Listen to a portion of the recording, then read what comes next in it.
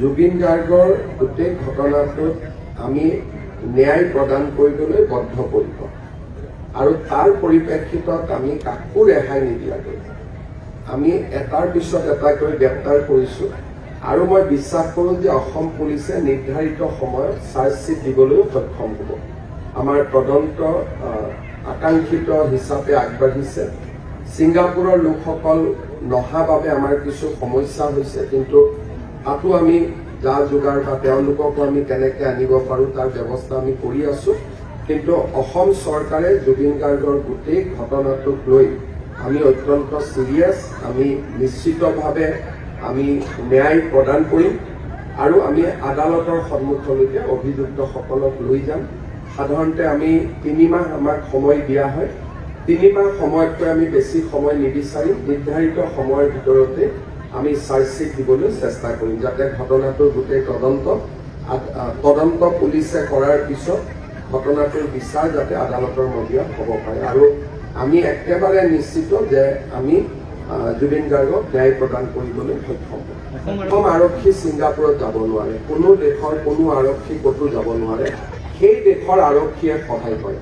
যেনেকৈ ছিংগাপুৰৰ আৰক্ষী কেতিয়াও ভাৰতত আহিব নোৱাৰে, ভাৰতৰ আৰক্ষী আমেৰিকাত যাব নোৱাৰে, আমেৰিকাৰ আৰক্ষী যাব নোৱাৰে। কোনো দেশৰ আৰক্ষী আন এখন দেশত যাবৰ কাৰণে কোনো চৰকাৰে ভিছা নিদিয়ে। আৰু ছিংগাপুৰখন এনেকুৱা নহয় যে ছিংগাপুৰে ভিছা নিদিলে আমি দূৰ কৰি যাব পাৰিম।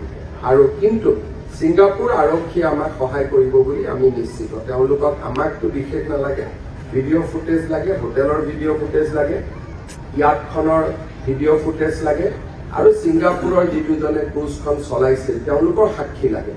মই অক্টোবৰ মাহত ছিংগাপুৰৰ এম্বেচাডৰক সাক্ষাৎ কৰিম দিল্লীত, আৰু অসম আৰু ছিংগাপুৰৰ যি সম্পৰ্ক আছে তাৰ পৰা মই নিশ্চিত যে ছিংগাপুৰ আৰক্ষীৰ পৰা আমি সহায় পাম। ইতিমধ্যে তেওঁলোকে ফৰেনচিক ৰিপৰ্টো পঠাই দিছে। গতিকে আমাৰ চাৰ্জশ্বিট দিয়াৰ ক্ষেত্ৰত আমাৰ অসুবিধা নহ'ব। আমি ছিংগাপুৰ আৰক্ষীৰ পৰা সম্পূৰ্ণ সহযোগিতা পাম। Take a time, because we need to give space to everybody. We need to have patience, and patience pays. যেতিয়া ধৈৰ্যবান খলকি যায় তেতিয়া কোনেও ন্যায় নাপায়। যেতিয়া আমি সুন্দৰভাৱে ষ্টেপ বাই ষ্টেপ আগবাঢ়ি যাম, কোনো ভুল নকৰিম, তেতিয়া আমি ন্যায় পাম। কিন্তু আমি যদি আবেগ আৰু ন্যায় দুইটাক যদি একলগ কৰোঁ, কোৰ্টৰ পৰা চব ৰেহাই পাই যাব।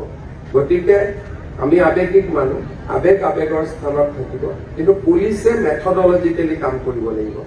নহ'লে যেতিয়া কোৰ্টত কেছটো যদি আমি হাৰোঁ, তেতিয়া মানুহে পুলিচকে ক'ব যে আপোনালোকে জবৰদস্তি কৰাৰ কাৰণে, জোৰ কৰাৰ কাৰণে, দৌৰাদৌৰি কৰাৰ কাৰণে আমি কেছটো হাৰিবলগীয়া হয়। তেতিয়া উকিলসকলেও মানুহক আহি ক'ব যে আৰক্ষীয়ে দৌৰাদৌৰি কৰাৰ কাৰণে আমি কেছটো হাৰিবলগীয়া। সেইকাৰণে যি ধৰণে কাগজত লিখা আছে তদন্ত কৰিব আৰু 3 মাহৰ ভিতৰত আমি চাৰ্জশ্বিট দিবলৈ সক্ষম হ'ম।